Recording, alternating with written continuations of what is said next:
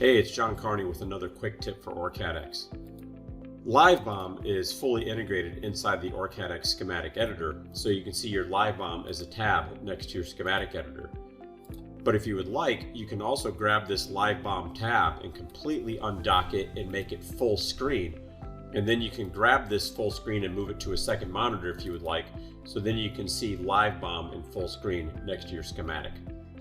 If you're looking at your BOM grade and wondering why is it that you have some parts that have an active life cycle and can be synced with Live BOM and other components are unmatched, the fact of that is because it's keying off of the manufacturer part number. Specifically, if you look in the properties editor, the components need to have a property called manufacturer part number. The value of that property is what Sourcengine Datalynq uses to match the component in your BOM with all of their component data.